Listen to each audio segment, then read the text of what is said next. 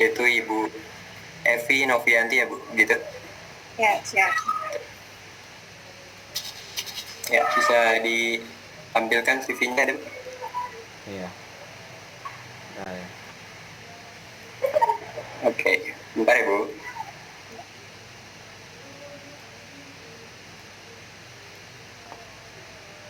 Ya.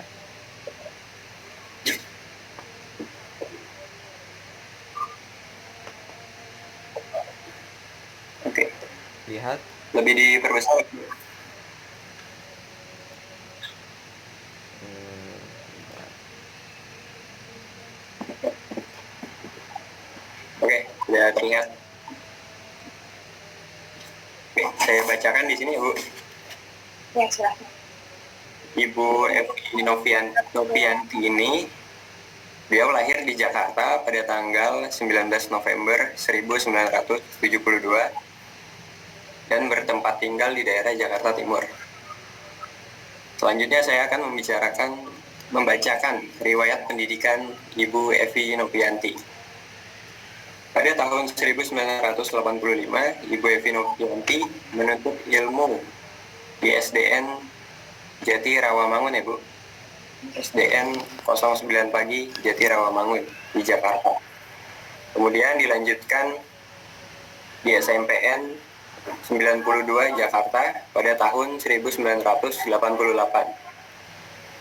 Dan pada 1991 melanjutkan di SMA Negeri 21 Jakarta ya Bu. Oke.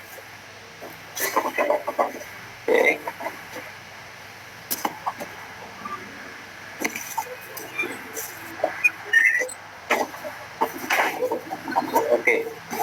Kemudian pada tahun 1995, Ibu Evi Novianti ini melanjutkan berkuliah di MH Tamrin, Jakarta, dengan mengambil program studi kesehatan lingkungan. Lalu sarjana 1 di Universitas Indonesia pada tahun 1997.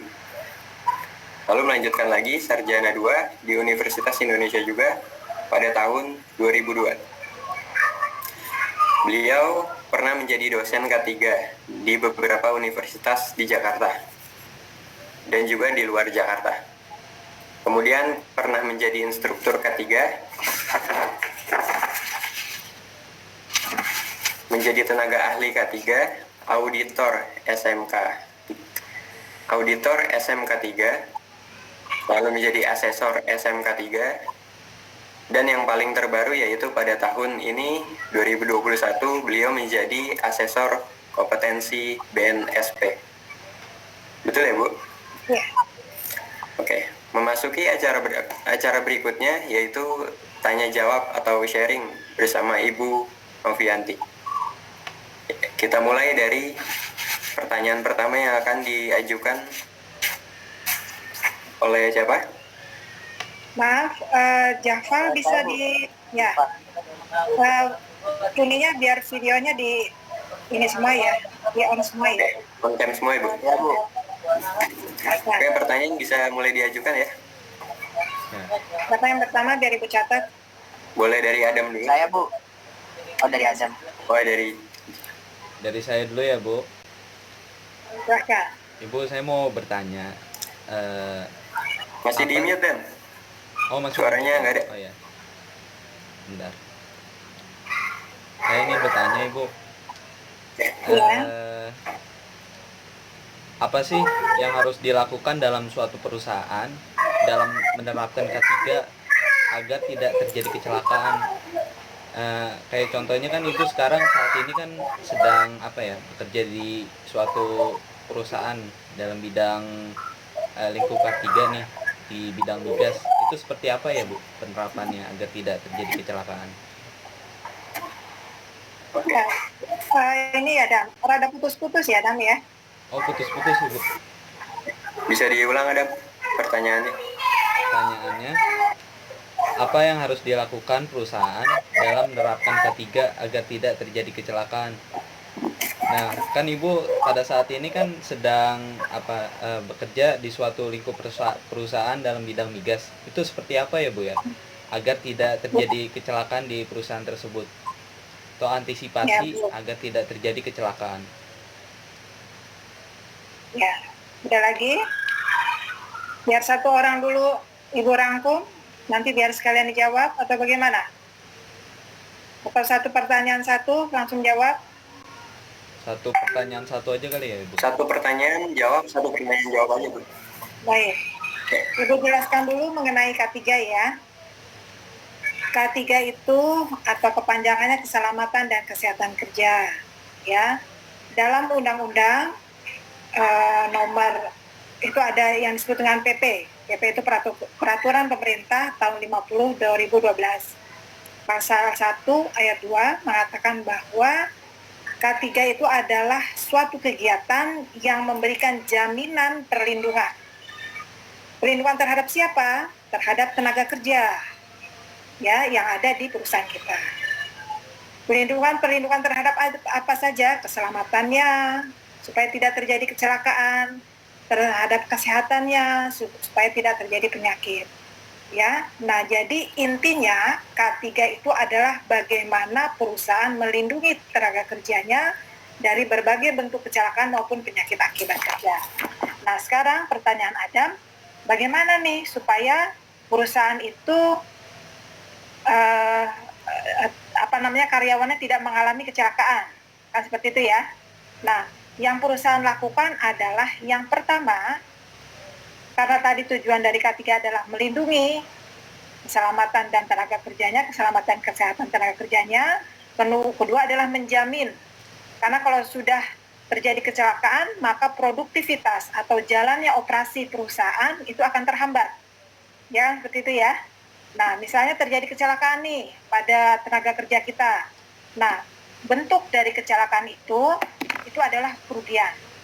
Kerugiannya bisa itu pada manusia, misalnya tadi cacat, kematian, ya terus kemudian kalau di K3 itu kita kelompokkan. Yang pertama itu adalah kematian. Yang kedua itu namanya permanent disability. Permanent disability itu artinya mengalami kecacatan yang permanen. Kemudian menimbulkan MTC namanya. MTC itu medical treatment case. Ya, menimbulkan sakit yang harus dirawat di rumah sakit gitu. Kemudian menimbulkan first aid. Nah, first aid ini seperti kecelakaan yang hanya membutuhkan pertolongan pertama saja. Nah, bentuk-bentuk kecelakaan ini menimbulkan suatu kerugian ya tadi pada manusia. Nah, otomatis kalau terjadi kecelakaan kan produktivitas berhenti. Kalau misalnya ibu di proyek Tiargas ini misalnya ada karyawan yang celaka, otomatis pekerjaan di situ dia akan terhenti sementara. Tidak mungkin kalau ada yang celaka karyawan bilang biarin aja dia ini yang celaka, nggak menolong, kan nggak mungkin ya. Pasti akan dibantu. Nah, membantu berarti berhenti pekerja sementara. Nah, kalau misalnya produktivitas, kalau misalnya di pabrik berhenti, ya berarti tidak ada produksi sementara kan? Kalau misalnya di pabrik itu misalnya membuat fabrikasi misalnya membuat motor misalnya terjadi kecelakaan atau spare part motor misalnya terjadi kecelakaan nih. Nah, otomatis berhenti. Nah, misalnya target per hari spare part yang harus dibuat misalnya 500 piece. Karena ada kecelakaan otomatis berhenti. Kalau berhenti berarti target tidak tercapai. Kan seperti itu ya. Target tidak tercapai, nah otomatis nanti akan ada lembur untuk mencapai target tersebut. Karena produksi itu sudah bisa jadi pesanan dari customer kita. Ya kan? Sehingga harus disuplai. Nah, kalau misalnya berhenti tidak diproduksi lagi, otomatis juga suplai ke customer juga akan terhambat. Sehingga harus ada lembur dan sebagainya. Nah, untuk mengantisipasi tadi adanya kerugian baik daripada manusia ataupun properti, ya, kerugian ekonomi dan sebagainya, maka perusahaan harus melakukan upaya pencegahan, berbagai upaya pencegahan. Nah, bagaimana melakukan saudara sebagai calon K3 melakukan upaya pencegahan, yang pertama, saudara harus melakukan identifikasi dulu. Identifikasi semua bahaya yang ada di perusahaan, bahayanya apa saja, baik itu dari manusianya yang melaksanakan pekerjaan tersebut, kemudian bahaya dari proses produksinya seperti apa, terus alatnya yang digunakan bagaimana, terus bahan-bahannya, lingkungan kerjanya. Nah, itu dilakukan identifikasi. Nah, dari hasil identifikasi itu, maka kita bisa melakukan upaya tindakan apa yang harus sebagai seorang K3 lakukan. Oh, misalnya dari proses produksi itu menimbulkan suara bising, ya kan?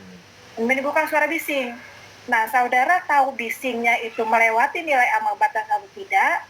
Tadi bukan hanya inspeksi aja ngelihat, oh, ini misalnya proses produksi menggunakan mesin ada bising nih.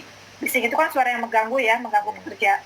Bukan hanya seperti itu aja, tapi saudara harus melakukan pengukuran. Apakah bising ini melewati nilai ambang batas atau tidak? Gitu loh.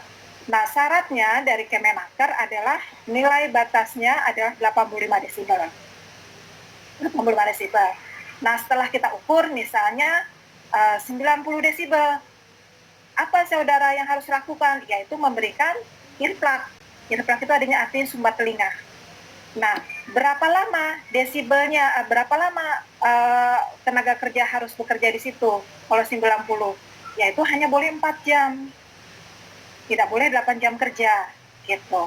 Nah, kita menentukan sebagai orang K3 harus apa yang kita lakukan dan berapa lama tenaga kerja itu boleh kerja di situ, tadi kita lakukan identifikasi dulu. Nah, kalau misalnya, misalnya dari hasil pengukuran itu kalau misalnya di atas 95, 85 ya, nah, terus misalnya dari hasil pengukuran ternyata di bawah NAB, di bawah 85, misalnya 70. Apa nih yang harus saudara lakukan? Boleh, misalnya kita lakukan, kita identifikasi, ternyata ini ada getaran nih. Getaran kan menimbulkan bising ya. Mungkin spare partnya harus dikasih peredam. Harus dikasih, coba bisa kita lakukan barrier nggak? Misalnya mengisolasi antara pekerja dengan mesinnya, tidak kontak langsung, ya, jadi menghambat sumber getarannya, sumber bunyinya. Terus kita lakukan juga pemberian tadi earplug pada tenaga kerja dan sebagainya.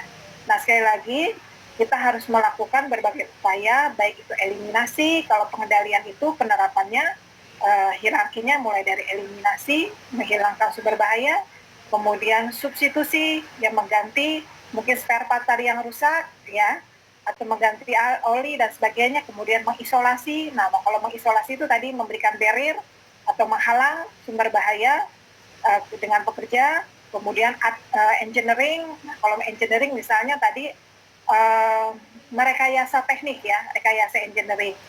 Nah, terus kemudian administrasi. Nah, administrasi ini misalnya mengatur jam kerja, rotasi kerja, kemudian membuat SOP atau standar prosedur, membuat IKA atau instruksi kerja, membuat PTW. Nanti ini istilah-istilah ini kamu akan dapat. PTW itu permit to work, jadi izin kerja. Terus kemudian membuat suasana kerja itu menjadi nyaman dan sebagainya, itu masuk ke administrasi. Kemudian terakhir adalah memberikan alat pelindung diri. Ya, kalau tadi kebisingan ya tadi menggunakan earplug atau earmuff ya dan seterusnya. Nah, itu bergantung dari potensi bahayanya. Intinya penerapan tersebut itu tadi tujuannya adalah untuk melindungi dan menjamin keselamatan dan kesehatan kerja. Nah, menjamin keselamatan dan kesehatan kerja itu saudara harus menjadi harus ada dalam diri. Makanya tadi saya tanya, apa sih tujuannya saudara ngambil K3? Jalan-jalan misalnya. Kalau hilangkan, maaf ibu bukan, ya silahkan saja ya, karena saudara kan belum tahu K3 itu apa. Kenapa? Karena K3 itu adalah ilmu yang sangat mulia. Kenapa saya bilang mulia? Karena bagaimana kita menjamin orang yang bekerja di tempat kerja kita itu menjadi selamat, menjadi sehat, kan gitu ya. Saya sebagai tenaga kerja dan saudara, semua orang yang masuk ke dalam tempat kerja itu dalam kondisi sehat dan selamat. Dan pulang ke rumah harus dalam kondisi sehat dan selamat juga. Jangan tinggal nama, jangan cacat, jangan sakit. Nah, itu jangan. Nah, kita sebagai orang K3 melindungi itu, menjamin itu keselamatan dan kesehatan semua karyawan yang ada di tempat kerja. Kemudian menjamin sumber produksi. ya, di perusahaan kita aman digunakan, efisiensi. Kenapa harus diamankan? Karena kalau misalnya terjadi kebakaran di perusahaan kita sampai habis, sudah kita juga akan nganggur, ya kan? Itu yang akan ditanya adalah K3. Bagaimana ini K3-nya? Ada tidak proteksinya? Gitu. Program yang sudah peraturan yang sudah dibuat oleh pemerintah dijalankan atau tidak? Nah, itu tanggung jawab. Malah kalau misalnya tidak dijalankan program dari pemerintah yang sudah dibuat, kita bisa kena penjara. Gitu. Maka hati-hati. Terus kedua, meningkatkan kesejahteraan dan produktivitas nasional. Jadi di sini maksudnya adalah kalau misalnya perusahaan kita menjalankan K3 secara baik dan benar, kemudian profitnya juga terus meningkat, otomatis kan kesejahteraan kepada karyawan juga kan, ya itu. Jadi kembali lagi ke kita. Nah, jadi pentingnya kenapa pentingnya penerapan K3? Karena ada alasan manusia tadi ya, keselamatan dan kesehatan. Kemudian mematuhi peraturan perundangan, karena K3 itu banyak sekali peraturan perundangan yang harus dilaksanakan. Ya, jadi memenuhi peraturan perundangan. Yang ketiga adalah alasan ekonomi. Nah, tadi kalau misalnya kebakaran dan sebagainya itu berdampak pada perusahaan dan bisa berdampak pada negara juga. Contoh berdampak pada negara apa? Misalnya kasus apa? Kasus Lapindo, ya kan? Sampai masyarakat tenggelam semua. Berapa triliun pun sampai sekarang masih tidak bisa diselamatkan. Negara juga sudah ikut tangan. Nah, itu salah satu. K3 itu berperan di situ. Ya. Paham sampai sini ya? Jadi K3 itu bukan ilmu yang main-main tuh. Ilmu yang sangat mulia, menyelamatkan dan mensejahterakan tenaga kerja dan bangsa Indonesia pada khususnya. Begitu ya, Adam ya. Oke, terima kasih Bu. Pertanyaan selanjutnya dong. Oke, pertanyaan selanjutnya. Bagaimana jika perusahaan tidak mau menerapkan K3 atau tidak terjadi pelanggaran terhadap Undang-Undang K3? Apa ada sanksinya? Oke. Ya, baik. Nah, tadi sudah saya sampaikan bahwa K3 itu diterapkan salah satunya karena pemenuhan peraturan perundangan. Ya. Jadi di Indonesia itu banyak sekali peraturan perundangan yang ada di Indonesia khususnya untuk mengenai K3. Ya. Seperti penggunaan alat pelindung diri, ya, kemudian investigasi, pelaporan kecelakaan, SMK 3 penerapannya dan seterusnya itu banyak sekali. Ya. Nah, makanya kalau nanti saudara ikuti setelah lulus nanti ikut training ahli K3 umum, itu bukunya segini, sebantal. Itu peraturan K3. Sebantal segini tebalnya. Ya, nah itu harus saudara kuasai karena itu akan diterapkan di perusahaan saudara. Gitu. Ya. Belum nanti lagi kalau misalnya saudara kerjanya seperti Ibu nih di migas. Nanti peraturan dari Kementerian ESDM ada lagi. Kalau misalnya di pertambangan, peraturan dari pertambangan ada lagi. Jadi banyak sekali. Nah, sekarang pertanyaan, dan bagaimana kalau misalnya peraturan-peraturan tersebut tidak dilaksanakan di perusahaan? Ya, dalam Undang-Undang 1 nomor tahun 70, ya, itu undang-undang walaupun sudah tua itu tetap dipakai sampai saat ini. Itu ibunya undang-undang K3. Ya, undang-undang K3 itu tentang keselamatan dan tentang keselamatan kerja. Dalam undang-undang itu mengatur tentang keselamatan kerja dalam segala tempat. Jadi baik di darat, di laut, di tanah, di permukaan air, di udara, dimanapun ya. Kalau Ibu bilang sama mahasiswa disebutnya UTS. Jadi tempat kerja yang ada usaha ini adalah kegiatan yang dilakukan, kemudian ada T-nya adalah tempat kerja, ada tenaga kerja yang melaksanakan, dan ada sumber bahaya. Ya, tadi itu ada di darat, di laut, dan seterusnya. Nah, itu harus. Jadi kalau harus menerapkan K3, berarti ada orang yang melaksanakan, ada sumber bahayanya, kemudian ada kegiatannya. Pasti di situ ada potensi bahaya. Nah, sehingga harus menerapkan K3. Nah, kalau misalnya tadi perusahaan tidak menerapkan, ada tidak sanksinya? Ada.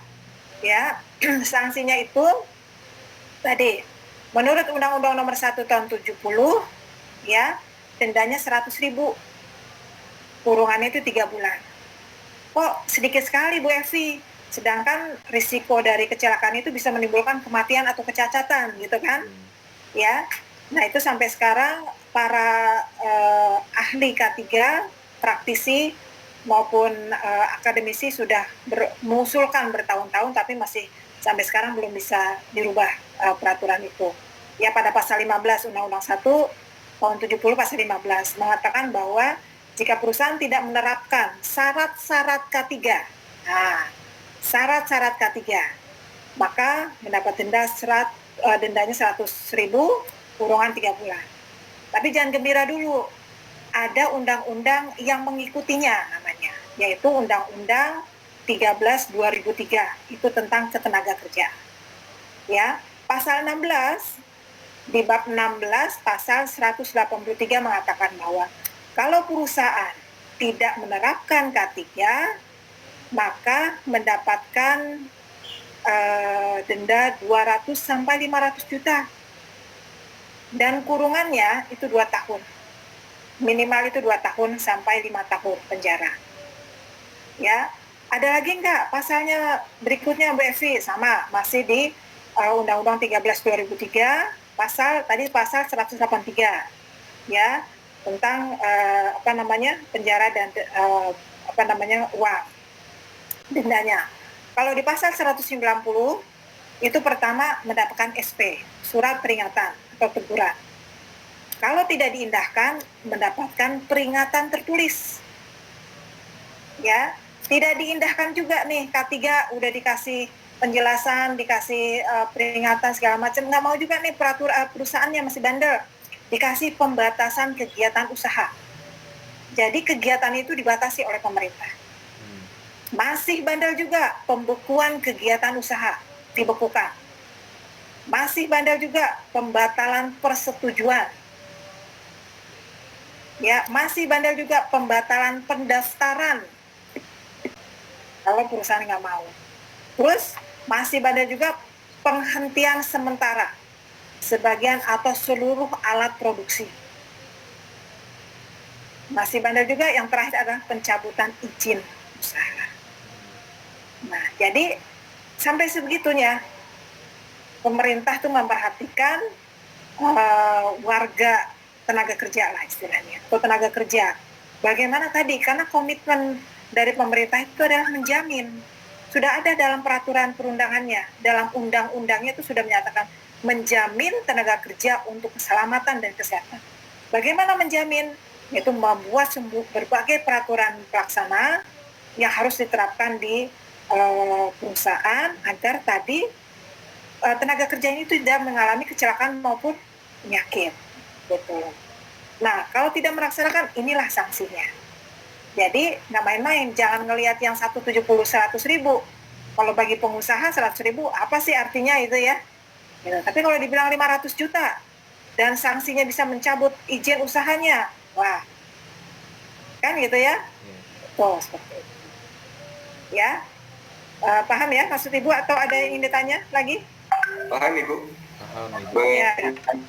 berarti ke pertanyaan selanjutnya. Ya.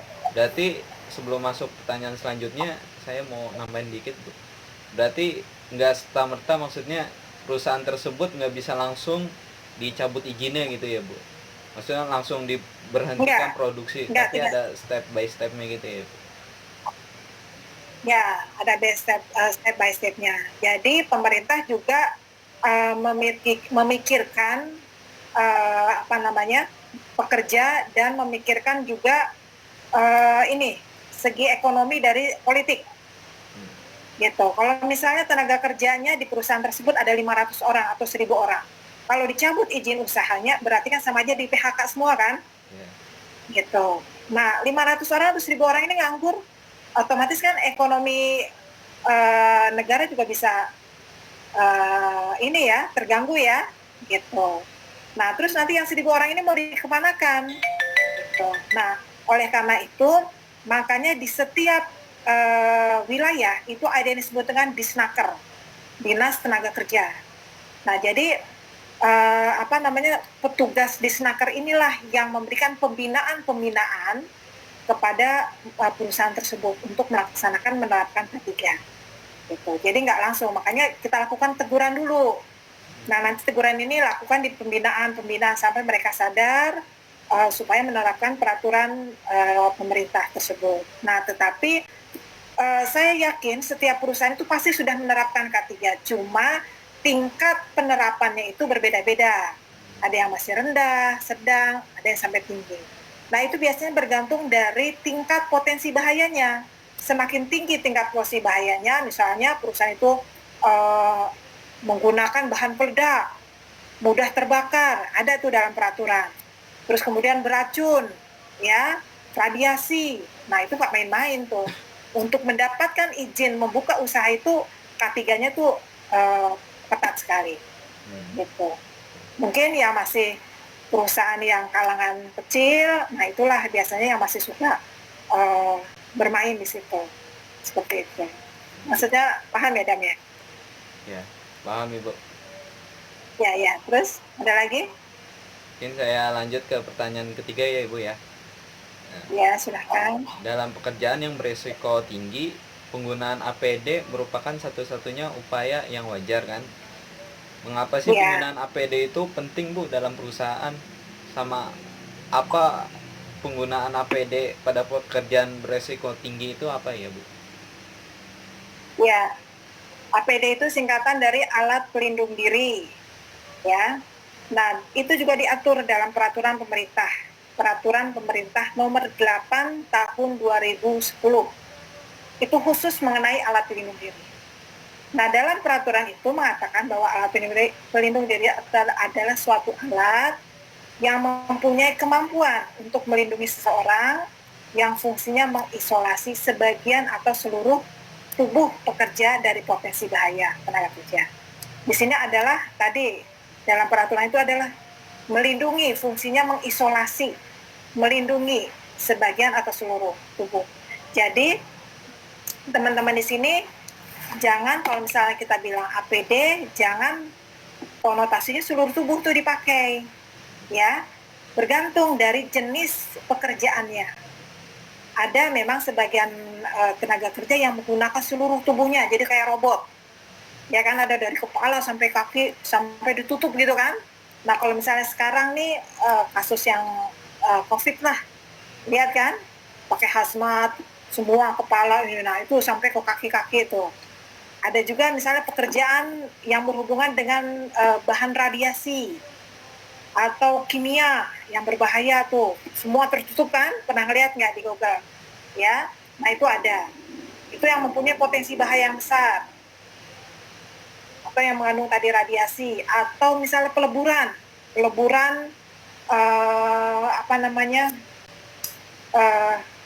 cincinnya namanya emas atau metal.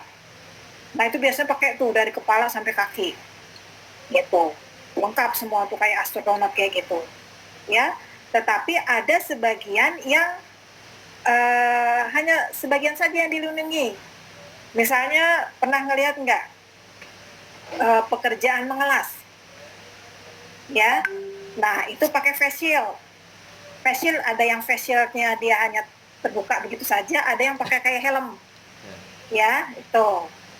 Terus dia pakai safety glove, ya, tuh sarung tangan. Terus pakai masker. Terus pakai safety goggle matanya. Pakai helmet, tidak pakai helmet ya, karena udah pakai face shield. Terus kemudian pakai sepatu, ya. Terus kemudian seperti bekerja di ketinggian, dia pakai full body harness, ya kan? Tahu full body harness ya? Yang untuk ngegelantung-gelantung itu ya. Terus pakai helmet, ya. Terus kemudian bergantung dia pakai safety goggle atau tidak. Kalau misalnya dia tidak berhubungan dengan cahaya radiasi ataupun debu-debu, dia tidak pakai kacamata goggle itu. Kalau pakai masker juga bergantung, ya, bergantung jenis pekerjaannya. Terus kemudian pakai safety shoes, terus pakai wear pack juga bergantung. Nah jadi sebagian atau seluruh.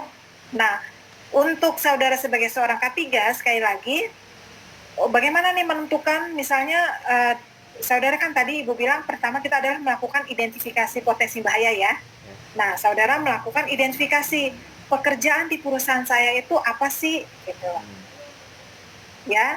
Nah, lakukan tuh di setiap tahap kerjanya, karena setiap tahap kerja itu ada potensi bahaya. Kalau misalnya bising, nah tadi APD-nya tadi pakai earplug atau pakai earmuff. Untuk kita menentukan pakai earplug atau earmuff, lakukan pengukuran dulu, gitu ya. Nah, terus pakai apa lagi nih? Misalnya tadi kita mau menggerinda, pekerjaan di perusahaan saya misalnya ada menggerinda. Menggerinda itu ada pancaran, misalnya menggerinda itu kan memotong. Misalnya memotong plat besi. Nah, itu kan pada saat mesin gerinda dengan plat besi itu bergesekan, itu mengeluarkan cahaya kan, radiasi. Nah, berarti harus pakai apa? Pakai safety goggle. Dia tidak pakai face shield biasanya, tapi pakai safety goggle, kacamata ya yang anti radiasi. Kemudian apalagi masker, karena dia mengeluarkan bau ya, mengeluarkan bau tuh bahan kimia dari besinya itu. Kenapa tadi harus pakai kacamata? Karena dia mengeluarkan radiasi dan mengeluarkan antara plat besi dengan gerinda itu mengeluarkan namanya gram. Jadi gram itu adalah serbuk besi ya, itu bisa mental. Nah, itu makanya mata harus dilindungi. Terus tadi pakai masker, terus pakai safety glove, sarung tangan, terus pakai safety shoes, kakinya dilindungi. Nah, itu jadi sebagian.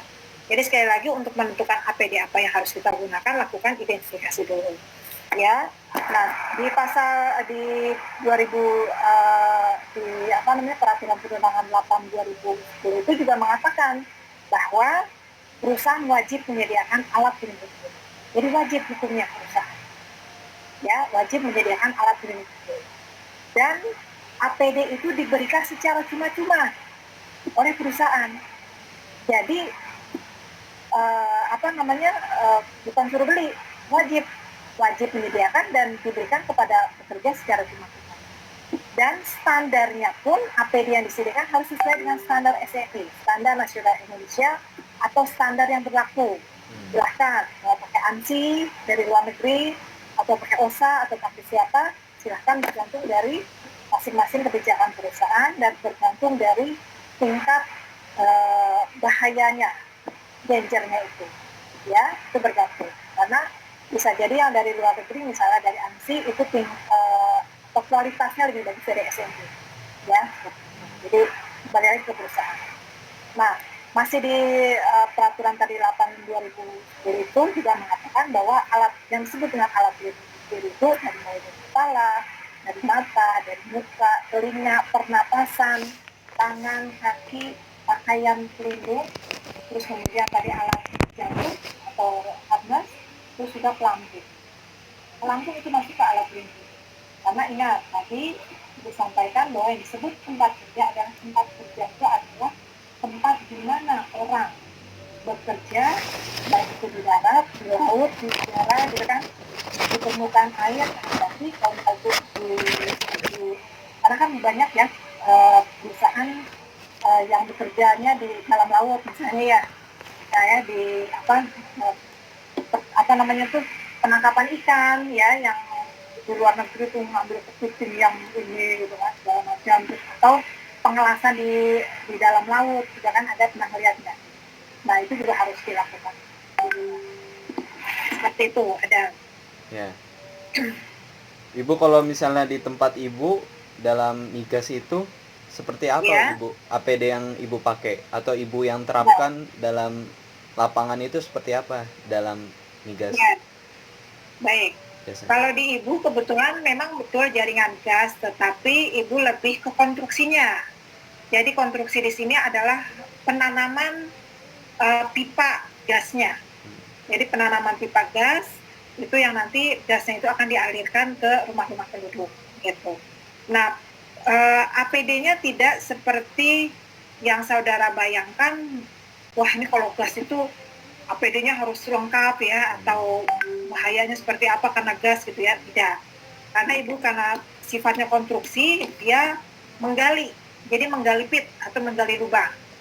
Jadi paling yang ibu siapkan itu seperti rompi, ya, rompi yang ada forestnya tuh, yang kalau misalnya malam tuh bisa cahaya ya, tuh. Terus kemudian helmet, terus sama masker, terus sama safety shoes. Hanya itu saja, sederhana. Karena kalau yang dikasih lain-lain, terus kemudian ini, itu untuk yang penggalian. Terus kalau kemudian ada yang namanya pengetesan. Jadi pengetesan, jadi pipa ini untuk kita ketahui bocor atau tidaknya yang disebut namanya pengetesan dengan flushing. Jadi mengeluarkan kotoran gitu dari pipa dengan tekanan tertentu, kita semburkan. Nah, itu menimbulkan suara bising. Nah, ibu menyediakan ikhlak penggaliannya. Terus kemudian ada pengelasan di tempat ibu. Jadi untuk mengelas pipa-pipa yang galvanis, yang carbon steel ya. Nah, itu kan ada pengelasan, berarti ibu menyediakan face shield, terus kemudian tadi sarung tangan untuk radiasi, terus safety shoes gitu, masker, seperti itu. Jadi sekali lagi bergantung dari jenis pekerjaannya dan itunya. Jadi nggak sama, semua kegiatan itu tidak sama APD yang ibu berikan. Seperti itu. Ya. Ada lagi? Baik, udah 4 pertanyaan ya, Dok? Iya, udah. Ya, kayaknya udah 10 Ya, deh. udah. Ya, Ibu, Ya, terima kasih atas pertanyaannya ya, Dam. Kita lanjut ke pertanyaan selanjutnya ya, Bu. Dari siapa nih? Yehuda, Ferdian, atau Jafal? Saya dulu lah kali Bu ya. Iya. silakan. Oke. Oke Bu, untuk melanjutkan pertanyaan selanjutnya, yang pertama itu kecelakaan kerja yang bagaimana ya Bu yang harus dilaporkan berdasarkan Undang-Undang K3? Ya. Nah, sebelum itu ibu jawab dulu ya. Apa sih? Boleh nggak nih kalau di sini tanya jawab? Boleh, Ibu. Boleh. Boleh, Ibu, silakan. Boleh, nggak apa-apa Boleh. Bu. Jadi biar lebih hidup ya, tidak satu arah ya. Ya. Benar Bu. Nah, sekarang ibu tanya dulu apa sih yang disebut dengan kecelakaan? Nah, ibu tanya dulu ke Ferdian deh yang nanya. Kecelakaan sebuah Kecelakaan kerja ya. Iya. Jadi gini, di K3 itu ada yang disebutkan kecelakaan, ada juga kecelakaan kerja. sebuah hal yang bentuknya merugikan diri sendiri dan lingkungan kerja Bu. Ya. Mbak Jahfal. Ya. Kecelakaan kerja itu apa? Kayak apa ya? Tadi aku pertanyaannya Bu kurang jelas suaranya. Kecelakaan kerja itu apa? Kecelakaan kerja.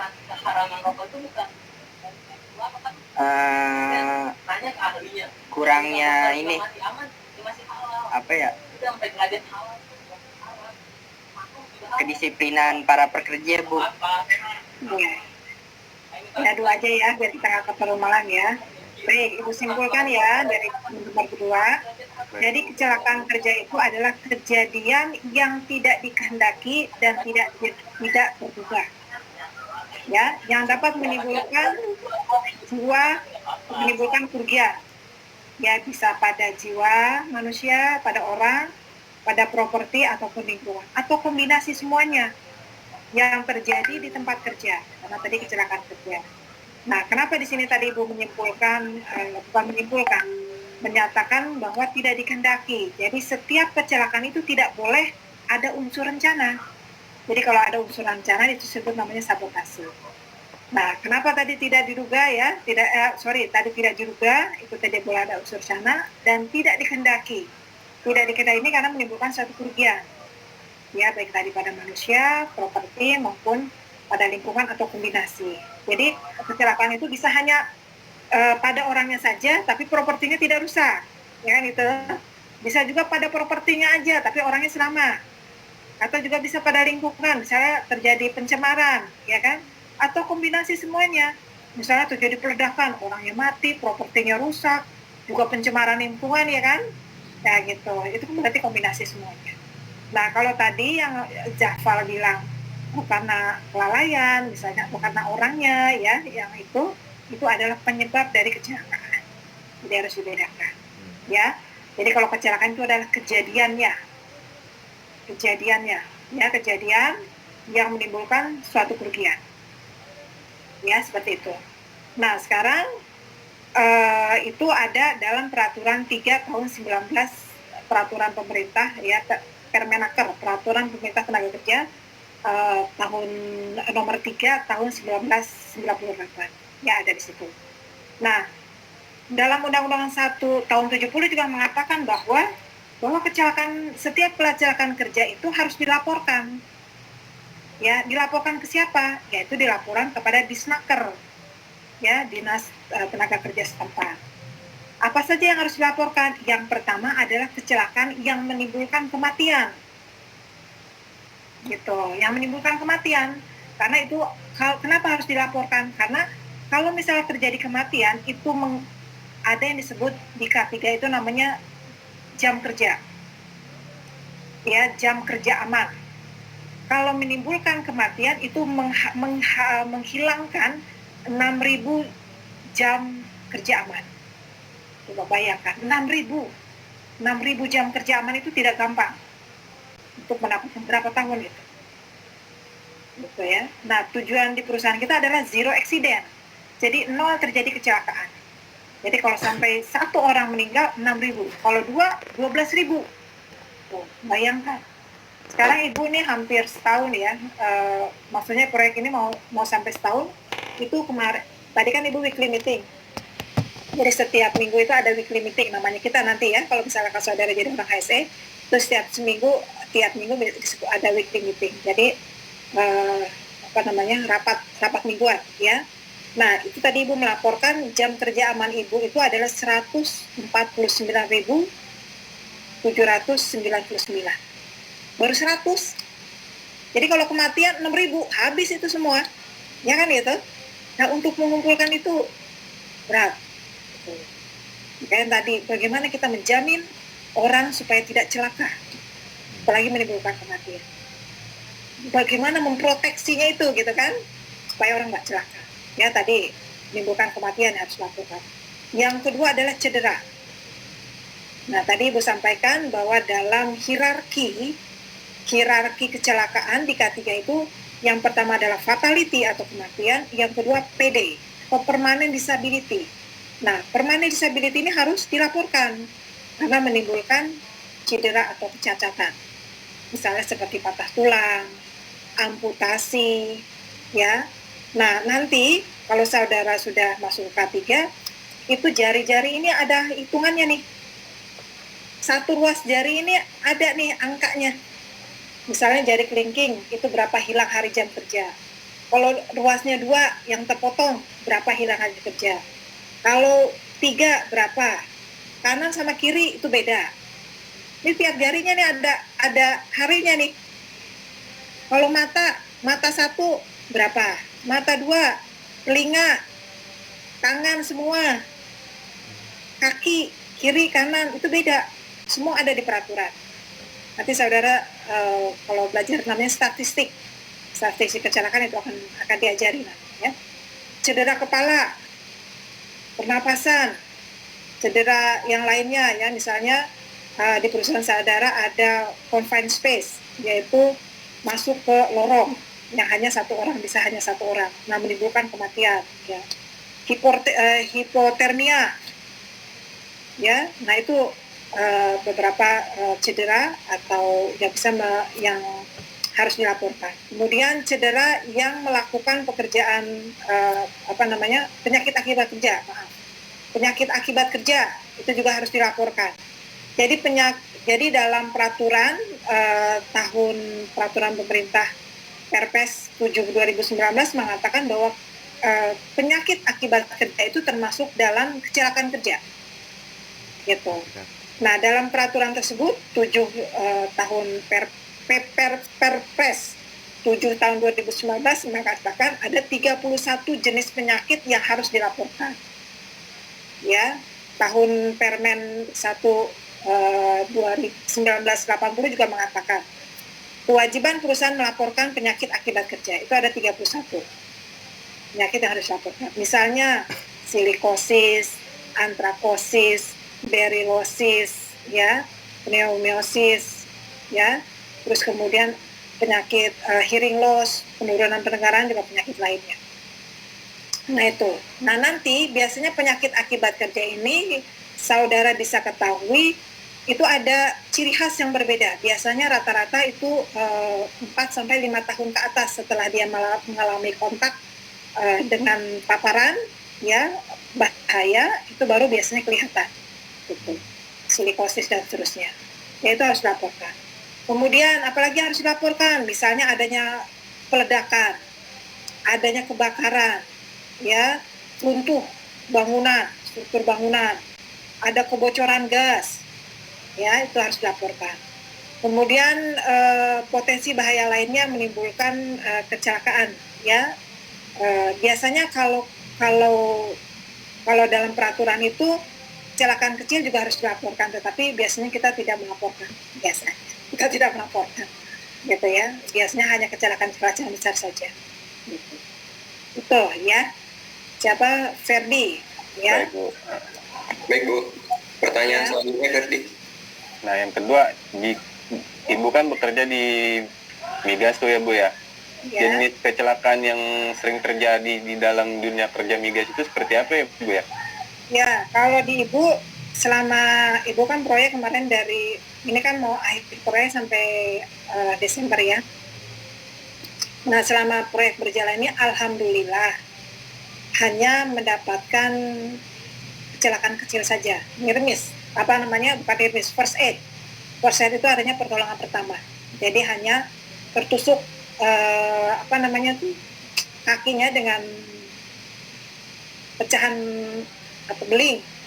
Karena kebetulan salah satu pekerjaan Ibu itu pekerjaan tenaga kerja Ibu maksudnya. Jadi ada pekerjaan namanya jinker. Jinker itu kita menanam pipa itu di bawah sungai, gitu. Kan kalau misalnya pakai sepatu, boot nggak mungkin, karena di situ kan air penuh kan, jadi otomatis kan air masuk, otomatis mereka membuka sepatu. Nah pada saat itulah terjadi nama juga nggak kelihatan ya, di sungai itu kan banyak mungkin pecahan beling ya. Nah itu tertusuk kakinya, jadi hanya kecelakaan kecil. Terus kemudian ada juga yang kena cangkul karena dia pada saat menggali, tapi sama tuh kakinya juga hanya tergores cangkul sedikit. Atau belencong itu tau belencong nggak? Belencong itu yang kayak cangkul tapi yang untuk iniin tanah juga tuh, batu gitu ya. Nah itu, cuma itu aja sih alhamdulillah ya, jadi hanya first aid saja. Selain itu jangan sampai untuk mengalami kecelakaan yang fatal lainnya gitu ya. Nah itu tadi kita makanya bagaimana supaya pekerja itu sadar mau menggunakan alat pelindung diri. Nah kita sebagai seorang K3, Ibu selalu sama tim Ibu nih HSE selalu memberikan namanya safety talk atau TBM, toolbox meeting. Nanti kamu akan kalau udah jadi orang ketiga harus melakukan itu. Jadi sebelum mereka bekerja kita lakukan kayak briefing pagi ya, istilahnya ya, briefing pagi, toolbox meeting kita lakukan untuk mengenalkan K3, untuk mengingatkan mereka bekerja secara aman, ya, mau menggunakan APD secara baik dan benar, kemudian pekerjaannya sesuai dengan prosedur, gitu ya, bukan hanya ngejar target, tapi juga harus memikirkan keselamatan mereka, harus memikirkan properti kita, jangan sampai rusak dan sebagainya, seperti itu, ya. Nah itu yang kita lakukan. Kemudian Ibu juga bersama tim HSE melakukan inspeksi, ya, mengawasi mereka jalannya operasional, kemudian melakukan inspeksi terhadap kondisi maupun perilaku yang tidak aman, gitu. Kalau misalnya ada hal-hal yang tidak sesuai dengan HSE, langsung kita kita kasih persuasif orangnya atau misalnya peralatannya langsung, misalnya ada kabel yang terkelupas langsung kita stop untuk diperbaiki dulu dan sebagainya. Jadi itu yang biasanya kita lakukan. Seperti itu Mas Ferdi.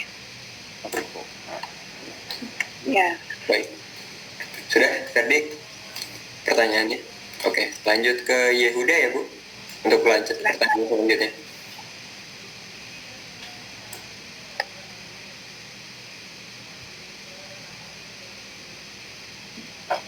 Selamat malam Bu, saya mau bertanya Ya. bagaimana cara menilai risiko dan potensi bahaya yang ditemukan di tempat kerja?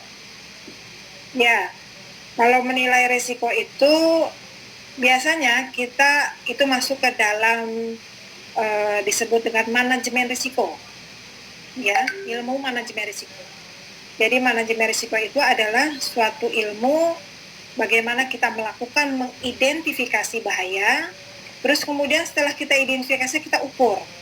Kita ukur di sini maksudnya kita lakukan analisis, kita lakukan penilaian terhadap potensi bahaya tersebut.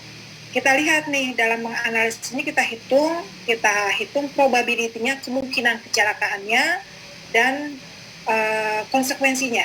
Konsekuensinya itu adalah kalau misalnya terjadi kecelakaan, apa sih kecelakaannya, bentuk kecelakaannya?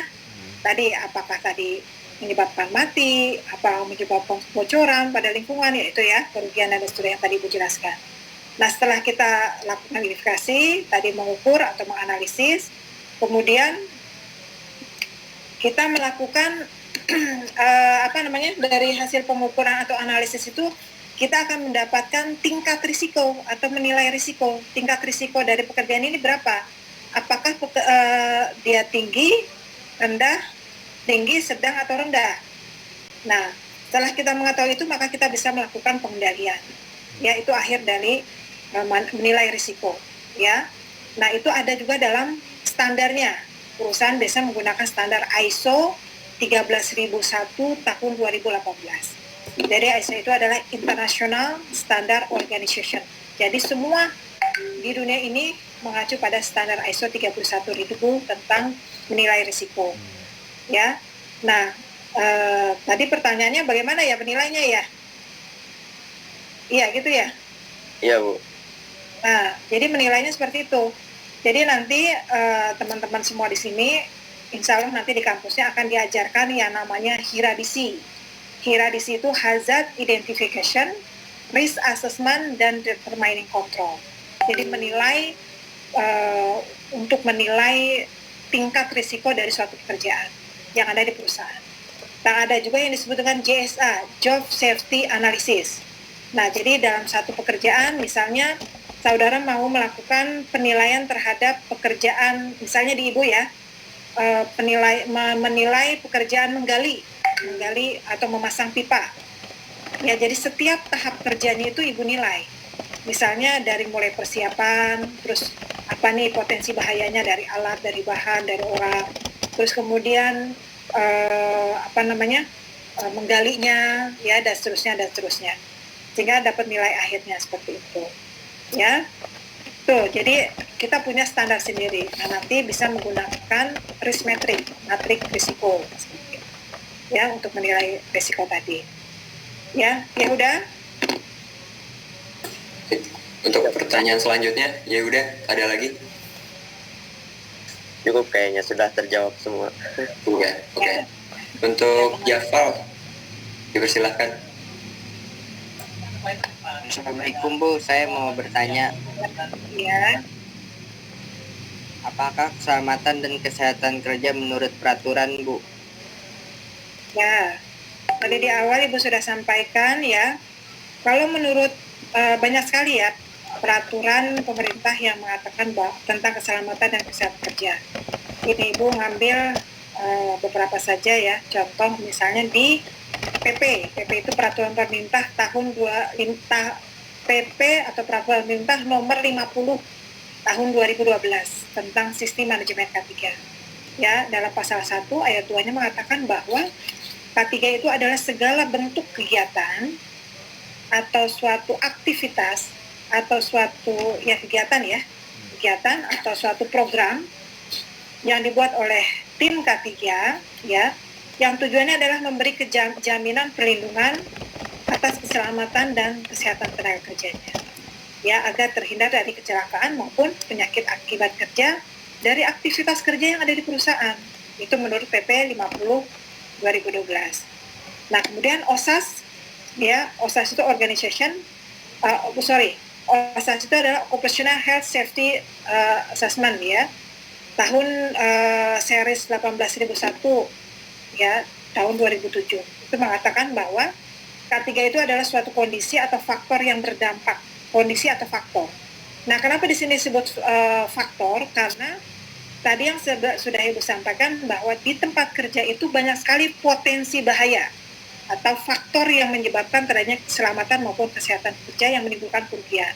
Faktornya apa saja dalam K3? Ada yang disebut dengan faktor atau bahaya fisik. Ya. Nah, bahaya fisik ini kalau di K3 itu bahaya fisik itu bukan fisik tubuh atau bukan fisik bangunan. Ya. Disebut bahaya fisik itu terdiri dari adanya kebisingan, suhu, getaran, radiasi, ya, terus kemudian temperatur, ya, getaran, itu masuk disebut dengan bahaya fisik.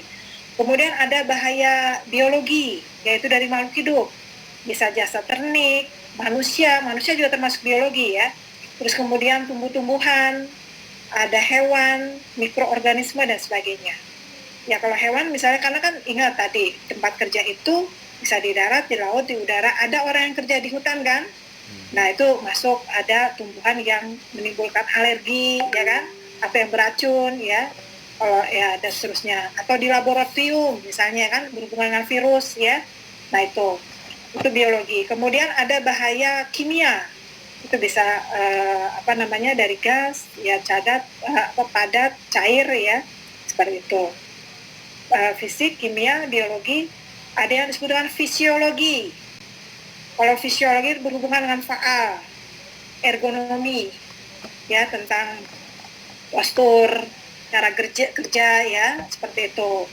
Ya, terus kemudian ada psikologi. Psikologi itu berhubungan dengan jam kerja, monoton kerja, hubungan atasan dengan bawahan atau sesama rekan kerja. Terus kemudian ada bahaya mekanik. Nah, kalau bahaya mekanik itu seperti dari peralatan, ya, kontak manusia dengan peralatan kerja, dengan mesin-mesin, ya, itu seperti itu. Ya, nah, itu harus dilindungi. Kemudian ada juga dari Kemenaker tahun 87. Ya, itu juga ada. Terus kemudian dari dari Amerika Association of Safety Engineering mengatakan bahwa K3 itu adalah ilmu atau pengetahuan tentang upaya bagaimana menghindari kemungkinan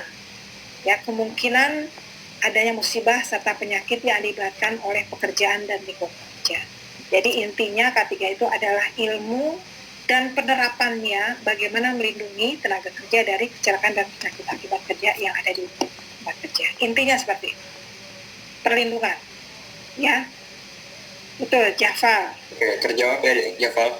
Ya, Bu, makasih. Silakan untuk pertanyaan kedua, Jafal.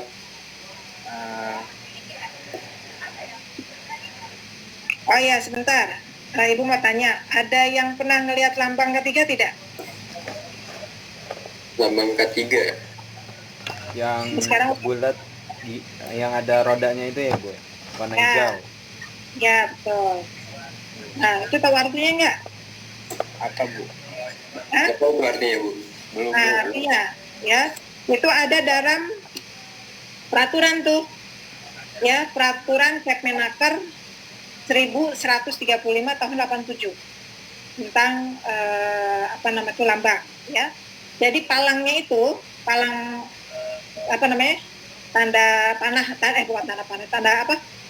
tanda tambah, ya, palang, ya, itu artinya bebas dari kecelakaan dan penyakit akibat kerja. Roda giginya itu artinya bekerja dengan kesegaran jasmani dan rohani, ya. Terus kemudian warna putih, backgroundnya kan putih, ya. Ya. Itu artinya bersih dan suci. Terus ada lambangnya, giginya sama itunya kan warnanya hijau. Ya. Nah, itu artinya selamat, sehat, dan sejahtera. Nah, terus tadi ada yang bilang ada gigi roda, ya, gitu kan. Nah, itu giginya itu 11. 11 gigi roda. Artinya 11 bab dalam Undang-Undang Nomor 1 Tahun 70 tentang keselamatan kerja. Itu artinya. Ya, itu. Ya, itu lambang K3 harus tahu tuh. Nah, jadi tadi K3 itu ada apa? Seperti ya, jadi bekerja bebas dari celaka, dari penyakit, dalam kondisi bekerja dalam kondisi sehat jasmani rohani untuk menghindari kecelakaan, ya, jiwanya bersih, suci, sehat, selamat, pikirannya jernih, yang diatur dalam peraturan Undang-Undang Nomor 170. Intinya seperti itu. Logonya ya. Oke, Jafar, ada lagi yang bertanya? Saya Bu, ada lagi. Ya. Apakah di Indonesia ada undang-undang yang mengatur mengenai K3 Bu? Oh ya, tadi Ibu sudah sampaikan banyak sekali peraturan perundangan yang harus diterapkan di Indonesia. Ya, tadi Ibu bilang ada satu peraturan perundangan seperti setebal bantal tuh. Itu yang harus dilakukan. Tapi kembali lagi bergantung dari apakah kita harus, misalnya saudara ya di perusahaan, apakah perusahaan saya harus menerapkan semua, Bu? Peraturan perundangan itu bergantung. Bergantung dari apa? Bergantung dari jenis usaha yang kita lakukan. Bergantung dari tingkat potensi bahayanya. Bergantung dari kemampuan finansial perusahaan. Karena untuk menerapkan program K3 itu bukan hal yang gampang. Contoh yang sederhana. Misalnya, saudara membuat program APD, alat pelindung diri. Tenaga kerja ada 1.000 orang. Berarti saudara harus menyiapkan 1.000, minimal 1.000 tuh. Ya kan? Berarti kan semua tenaga kerja harus dipakai kan APD-nya. Pertama, jenis APD apa yang harus disiapkan? Ya kan? Nah, semua orang pakai kan dari kepala sampai kaki, jenisnya. Bergantung dari jenis pekerjaannya. Terus kemudian bergantung dari jenis potensi bahayanya. Kita harus punya stok karena pasti akan rusak. Ada APD yang sekali pakai, ada yang bisa berulang-ulang. Terus kemudian harus dirawat. Harus sosialisasi. Harus melakukan inspeksi. Ya kan? Dan seterusnya nih. Itu baru satu program. Berapa biaya yang harus dikeluarkan perusahaan untuk melaksanakan satu program itu? Bukan biaya yang mudah tuh, itu baru APD aja. Belum lagi untuk laporan dan sebagainya. Laporan itu kan harus bikin kertas, ngeprint, segala macam kan? Gitu. Kita melakukan inspeksi dan sebagainya, berbiaya itu. Ya, itu hanya baru satu program. Makanya tadi Ibu bilang, banyak peraturan, tapi juga dilihat dari kemampuan perusahaannya, dilihat dari jenis usahanya, dilihat dari jenis potensi bahayanya dan sebagainya. Kalau misalnya itu beberapa contoh saja ya yang aku sampaikan. Misalnya tadi undang-undang ya yang mengatur tentang K3 ada Undang-Undang Nomor 1 Tahun 70 tentang keselamatan kerja, kemudian Undang-Undang Nomor 23 Tahun 92 tentang kesehatan. Kemudian Undang-Undang Nomor 3 Tahun 92 tentang jam sostek, jaminan tenaga kerja, kemudian Undang-Undang 13 2003 tentang ketenagakerjaan, kemudian Undang-Undang 50 2012 tentang sistem manajemen K3, Undang-Undang Nomor 1 Tahun 80 tentang K3 konstruksi, kemudian Permen 8 2010 tentang alat pelindung diri, terus kemudian Permen 2 Tahun 80 tentang pemeriksaan tenaga kerja, kesehatan tenaga kerja, ya, dan masih banyak lagi. Ya, itu banyak tuh, itu baru sedikit yang Ibu sampaikan. Ya, nah itu undang-undang yang wajib saudara harus lakukan di perusahaan tuh. Misalnya kayak pemeriksaan kesehatan, itu wajib. Nah, dalam peraturan perundangan itu, Permen itu mengatakan bahwa setiap tenaga kerja wajib diperiksa kesehatannya. Jadi kalau dalam peraturan itu ada 3 pemeriksaan kesehatan.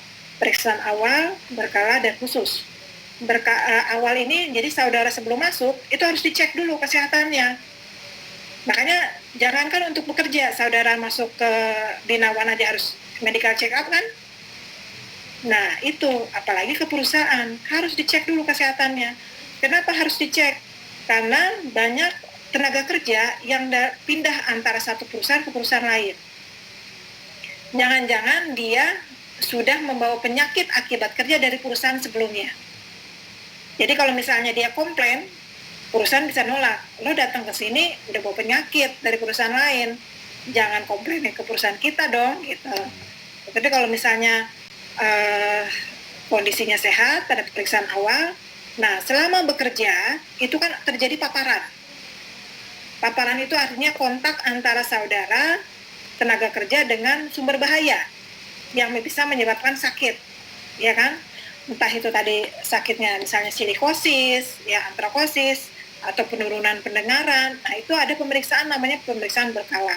Jadi untuk melihat seberapa lama dia kontak dengan tenaga kerja, tahun, terus akan dilihat tadi terjadi penyakit atau tidak. Ya, nanti kalau misalnya sudah terjadi penyakit, maka ada pemeriksaan ketiga adalah pemeriksaan khusus, yaitu artinya merehabilitasi atau menyembuhkan kembali kondisi kesehatan tenaga kerja. Tapi rata-rata kalau sudah mendapatkan penyakit akibat kerja itu sulit untuk disembuhkan. Kayak misalnya terjadi penurunan pendengaran, dia nggak bisa kembali lagi normal lagi, itu nggak bisa, gitu, ya nggak bisa, gitu, ya. Jadi ada beberapa yang tidak bisa disembuhkan. Tapi hampir rata-rata itu kalau sudah mendapatkan penyakit akibat kerja, itu sulit sekali disembuhkan. Ya, seperti itu. Oke, baik Ibu. Jafal, ada yang mau ditanyakan lagi? Ada Bu, satu lagi Bu. Satu lagi. Ya. Apakah tujuan K3 diterapkan di perusahaan dan apakah penerapan K3 itu penting Bu? Ya, tadi sudah Ibu sampaikan ya, bahwa kenapa tujuan apa sih K3 itu tujuannya diterapkan? Tadi melindungi, menjamin tenaga kerja supaya tidak celaka, supaya tidak sakit. Itu yang pertama. Yang kedua adalah menjamin sumber produksi. Sumber produksi ini adalah aset perusahaan, alat, bahan, bangunan, dan seterusnya. Ya, biar bisa digunakan secara aman dan efisien. Ya. Kemudian yang ketiga adalah meningkatkan kesejahteraan dan produktivitas. Jadi kalau semakin tenaga kerjanya sehat, produktivitas meningkat, itu akan kembali ke kesejahteraan karyawannya. Terus tadi kenapa penting diterapkan? Ya, tadi Ibu sampaikan bahwa K3 itu terkait dengan kemanusiaan, perikemanusiaan. Ya, tidak mau ada orang yang celaka, tidak mau ada orang yang sakit karena bekerja. Ya, jadi melindungi bagaimana tadi kan supaya orang tidak celaka, supaya tidak sakit. Itu dari segi kemanusiaannya seperti itu. Kemudian mematuhi, yang kedua itu penting, dikatakan penting karena perusahaan itu harus mematuhi peraturan perundangan K3 yang sudah dibuat oleh pemerintah. Wajib hukumnya, patuh terhadap peraturan pemerintah. Kalau tidak, tadi bisa kena sanksi ya, baik administrasi maupun denda ya, seperti itu ya, sampai ke penjara. Kemudian yang ketiga adalah alasan ekonomi. Kenapa alasan ekonomi? Karena kalau misalnya terjadi kecelakaan akan menimbulkan suatu kerugian, baik itu kerugian pada manusia, pada properti, tadi kan pada lingkungan ataupun kombinasi semuanya. Itu adalah uang, ya kan? Kalau orang yang celaka harus diobatin, uang kan? Nah, pernah waktu itu ada pekerja ibu. Jadi pada saat di penggalian di dalam pitnya itu, di dalam lubang, dia naruh pompa sedot air itu di atas kepalanya gitu. Maksudnya ada gundukan tanah. Nah, itu kan masih licin. Nah, itu jatuh dan mengenai kepala. Akhirnya ibu langsung ada laporan dari lapangan, Bu, ini ada kecelakaan. Langsung ibu ke lapangan. Terus pekerjanya dibawa ke rumah sakit, dijahit 7 jahitan. Ya, habis 700.000. 700.000 itu uang nggak? Uang. Ya, yang nanggung siapa? Perusahaan. Gitu loh. Dari segi kemanusiaannya ya tadi kita menolong, kan gitu kan? Nah, sebelum terjadi kecelakaan sudah ibu lakukan inspeksi, sudah melakukan tadi TBM, tugas meeting, ya, sudah lakukan pengawasan dan sebagainya. Tetapi ada perilaku yang masih ceroboh, gitu loh. Ya, dia melakukan naruh di tanah yang kondisi tanahnya itu dalam kondisi yang licin, sehingga jatuh tuh, melorot kalau orang bilang ya, kena lah palanya yang ada di bawah. gitu ya. Nah itu alhamdulillah baru kena kepalanya aja tuh gitu ya. Nah terus dan sebagainya, dan kesalahan dia adalah melepas helmetnya pada saat di bawah. Harusnya dipakai, tapi karena dia posisi menunduk terus helmetnya jatuh, kan akhirnya daripada ribet lah istilahnya, akhirnya dibuka. Nah pas dibuka jatuhlah pompa itu gitu ya. Nah jadi nanti kalau misalnya ada kecelakaan, Sadora harus membuat investigasi kecelakaan dan laporan kecelakaan seperti itu ya Val ya. Jadi pentingnya itu karena itu alasan ekonomi, pemenuhan peraturan, kemudian dari segi kemanusiaan ya. Paham? Paham Ibu? Oke. Ya. Sudah semua pertanyaan terjawab ya teman-teman? Sebelum saya tutup, apakah sudah jelas? Jelas. Dari Ibu Evi? Sudah Jelas. jelas ya? Oke. Oh iya Ibu, saya boleh nambah satu pertanyaan Ibu? Silahkan. Kan tadi Ibu menyinggung tentang ini ya Ibu, apa lumpur lapindo. Nah itu kan pastinya kan ada apa ya, kita sebagai K3 ngerasa bersalah banget nggak sih, maksudnya disalahkan banget nggak sih sebagai kita orang K3 itu, disalahkan banget atau enggak? Kan Ya, kerugiannya itu kan sangat besar ya Ibu ya, sampai sekarang Ya, pun betul. itu belum terpecahkan solusinya gitu. Itu Ya, seperti betul. apa ya Ibu ya? ya. Jadi kalau untuk kecelakaan besar seperti itu HSE-nya bisa dipenjarakan. Bukan hanya SE, direkturnya pun bisa dipenjarakan. Waktu itu saya pernah ngobrol dengan salah satu perusahaan konstruksi, perusahaan BUMN, saya tidak perlu sebutkan nama perusahaannya. Beliau bercerita waktu itu lagi pembuatan tol, terus kemudian ambruk, ya itu ambruk tuh. Nah itu direkturnya itu langsung dicopot, direkturnya tuh. Bukan hanya orang ketiga saja, direkturnya dicopot jabatannya. Gitu. Jadi apalagi sebesar Lapindo, ya kan gitu. Bukan hanya tadi kerugian ekonomi, perusahaan itu harus mengeluarkan bertriliun, triliun itu bukan uang yang sedikit ya. Ya ada di atas triliun nggak? Nggak ada kan? Nah coba bayangkan, sampai negara pun ikut membantu untuk mengganti rugi perusahaan masyarakat. Ya berapa desa itu? Ya seperti itu. Kemudian ya tadi otomatis tadi orang K3-nya bisa dipenjarakan, tadi direkturnya juga bisa diinikan, perusahaannya ditutup, dicabut izin usahanya, sekarang udah nggak ada lagi kan Lapindo kan? Nggak ada gitu. Sampai sebegitunya gitu. Kalau misalnya secara tadi kalau kita bilang dari secara kemanusiaan, bukan hanya orang perusahaan tadi Lapindo, kita masyarakat umum saja sedih nggak? Sedih melihat kasus tersebut, gitu kan? Dari segi kemanusiaan, kayak gitu. Kalau misalnya perusahaan sudah mematuhi betul belum peraturan privat, sudah. Tetapi ingat bahwa yang namanya kecelakaan itu ada faktor tangan Tuhan, ada takdir. Jadi kita sudah berupaya nih sedemikian rupa, perusahaan itu sudah berupaya melakukan berbagai tindakan, misalnya tadi dari eliminasi, substitusi, isolasi, engineering, administrasi, sampai alat pelindung diri kita sudah tuh, kita semua sudah lakukan tuh, peraturan-peraturan anggaplah sudah diterapkan, tetapi kok masih ada aja kecelakaan. Nah itu yang disebut dengan takdir. Itu kita tidak bisa melawan. Contoh, ibu misalnya ya ke kantor naik motor, SIM sudah dibawa, secara administrasi ya, SIM, STNK bawa, sudah pakai helm, jaket, sarung tangan, pakai safety shoes, ya, pakai baju kerja, udah.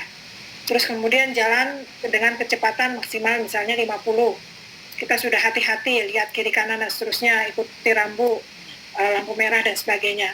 Tetapi tiba-tiba dari belakang ditabrak. Takdir nggak itu? Itu takdir, tetap mengalami kecelakaan. Jadi kecelakaan kerja itu Ada yang disebabkan karena faktor kondisi tidak aman, perilaku tidak aman, dan satu lagi adalah takdir. Nah, Lapindo sudah melakukan berbagai upaya. Sebelum melakukan pengeboran itu sudah dites dulu. Tes tanahnya itu, dia mengandung gas apa gitu kan? Ya, itu udah dilakukan tuh secara, ya sama seperti Ibu di sini. Pada saat penggalian, kita tes dulu. Ada nggak gas alamnya di sini? Gitu, dilakukan berbagai safety, tes pengetesan dan seterusnya. Nah, baru dilakukan eksekusi. Ya, baik, kita ngebor di sini, alat yang kita ini kan segini, kecepatannya segini, itu ada semua prosedurnya. Tetapi subhanallah, takdir Allah mengatakan lain. Ternyata ada gas yang menyembur. Kan banyak ya, kalau misalnya kita lihat di YouTube ataupun di TV, ada misalnya masyarakat lagi menggali sumur, tahu-tahu ada semburan, gitu kan ya. Ya jangan kan Lapindo ya, masyarakat biasa aja ada yang semburan gitu. Ada beberapa kasus kan yang seperti itu. Nah, seperti itu. Ya. Jadi Ibu yakin sekelas Lapindo itu pasti sudah melakukan proteksi dan mematuhi peraturan. Tetapi tadi ada takdir yang tidak bisa kita hindari seperti itu. Tetapi biar gimana pun perusahaan tetap bertanggung jawab penuh terhadap kasus kecelakaan tadi. Seperti itu. Ya. Gitu ya, Adam ya. Ya, sudah terjawab Ya. Ibu, terima kasih. Ya. Sama. Baik Ibu, kita sudah tiba saatnya di penghujung acara. Ya. Terima kasih kepada Ibu Evi selaku narasumber kita pada kesempatan malam hari ini. Ya, sama-sama. Dan juga sudah berkenan meluangkan waktunya. Ya. Ya, tak lupa saya ucapkan terima kasih pada teman-teman yang telah hadir pada malam hari ini dan telah memberikan beberapa pertanyaan yang sangat bagus ya Bu. Insya Allah. Oke. Untuk itu, semoga kita selalu diberikan kesehatan dan selalu dalam lindungan Tuhan Yang Maha Esa. Akhir kata saya ucapkan terima kasih Bu. Ya, sama-sama. Jangan lupa untuk selalu mengutamakan kesehatan dan keselamatan kerja dimanapun dan kapanpun ya Bu. Amin. Oke. Ibu sedikit mengingatkan, K3 itu keselamatan dan kesehatan. Selamat betul, Bu. sehat. Betul Ibu, Ya, keselamatan dan kesehatan kerja. keselamatan kesehatan kerja itu menurut Kemenaker. Ya. Ya, jadi dari Kemenaker keselamatan kesehatan. Oke, kalau dari Kemenkes kesehatan dan keselamatan. Oke, baik Ibu. Terima kasih. Mungkin itu saja. Terima kasih juga atas pertanyaan-pertanyaannya yang dilontarkan. Insya Allah kita bisa bertemu di lain waktu. Insya Allah. Amin. Terima kasih ya Bu. Ya, sama-sama. Ibu pamit ya. Saya selalu Bu. Assalamualaikum. Waalaikumsalam. Waalaikumsalam warahmatullahi wabarakatuh.